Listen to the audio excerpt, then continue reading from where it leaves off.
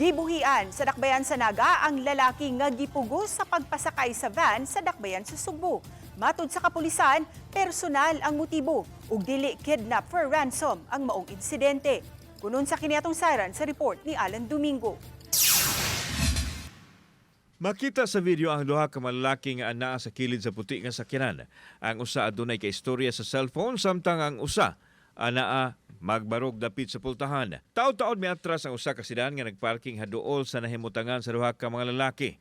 Mihunong kini atubangan sa duha ka malalaki og timing usab nga miabot og mihunong ang usa ka van. Makita ang pagkanaog sa mga lalaki sa sedan ug sa van og pugsanong ipasakay ang duha ka lalaki sa sulod sa van. Ang katapusang nasulod sa sakyanan ang nadapatan human nilingkawas unta sa mga suspek. Human masakay dali nga mibiya ang van ug ang sedan. Samtang duha ka malalaki ang miadto sa puti nga sakyanan nga unang gibarugan sa mga biktima ug gidala usab kini nila.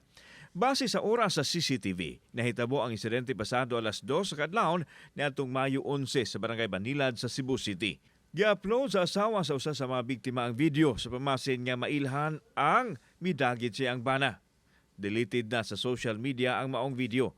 Base sa inisyal ng investigasyon sa Station 4 sa Cebu City Police Office, posibleng adunay kalambigitan sa negosyo sa car rental ang nahitabo. Giisip sa kapulisan nga person of interest kadtong lalaki nga unang gisakay sa van kinsa kauban sa biktima sa negosyo.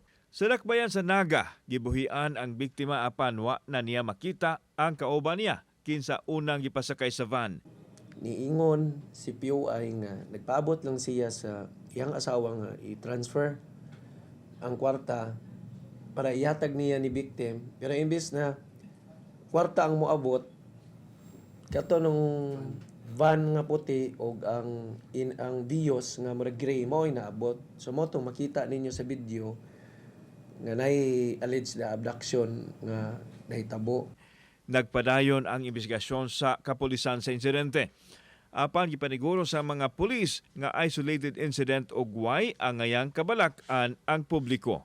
I can assure you sa public nga naminaw karon nga Cebu City Police Office, we are doing our best nga ma-maintain ang harmony, ang peace and order sa Cebu City. Gimessage sa Balitang Bisdak ang asawa sa biktima nga nag-upload sa video.